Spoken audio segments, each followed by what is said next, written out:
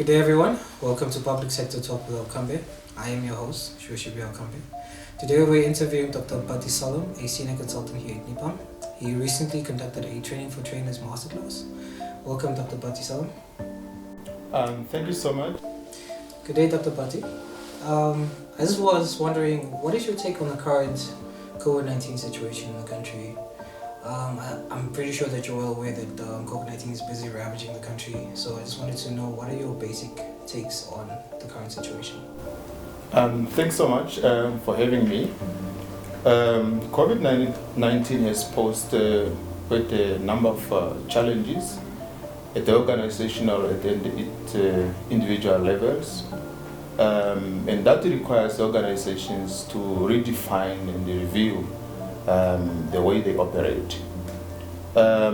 You can imagine now how COVID has affected, how universities, higher institutions of learning, schools, the way they operate now, shifted to online learning, e-learning, and so forth.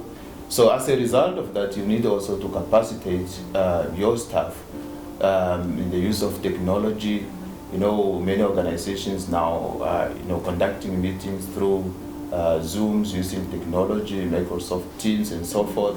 So it requires training. It really requires training. You have people who are working from home, but they are required also to produce, perform at work. So training becomes very critical. How can those in charge of training ensure the effective outcomes of their trainings? Training is very critical at any level, organizational, individual levels. It improves organizational performance. It enhances confidence and motivates employees. It reduces the wastage of resources. At the same time, also reduce the employee turnover. So communication improved. Productivity in organization improved. So training and development is key, and it has to be prioritized by organizations. How important is training analysis, and what role does it play in guiding training? It's very important before you conduct any training. And we have observed over years that organizations send people or their staff for training, but they did not do a proper training needs analysis. And most of the time we end up sending our staff to wrong training programs. So training needs analysis is very important, more especially by the training managers, training officers, learning and development officers, to be able to know some of the basics. And this will help them not sending their staff to wrong learning programs. One, training needs, you first need to analyze what is really the skills that is required by an organization. What are the skills that you have in place, and what are the skills gaps?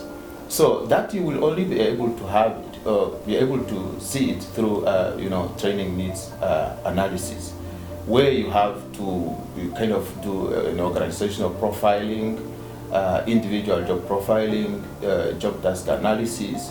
So at the end of the day, that will help you to know the skills that you have in place as an organization, the skills that is required, and the skills gap. And it is then now that will help you to be able to know this person will be sent for this training, this needs to be done, and so forth. So at the end of the day, you send staff for training, or you train your staff based on the needs that the organization kind of require. And at the end of the day, performance definitely will be improved. How can those in charge of training improve their training methods, and how can they go about this? Yes, training methods very important. Instructional methods that you choose to train your participant, your trainee, is quite critical in any training.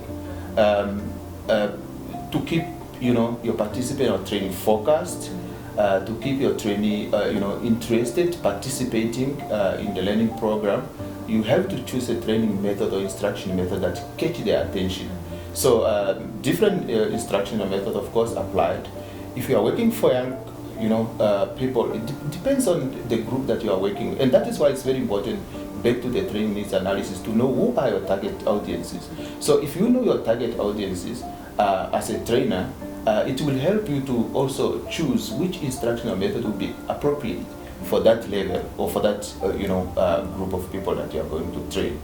So if you are training young people, there are different ways of training young people, but there are also other principles that you follow if you are training the adult.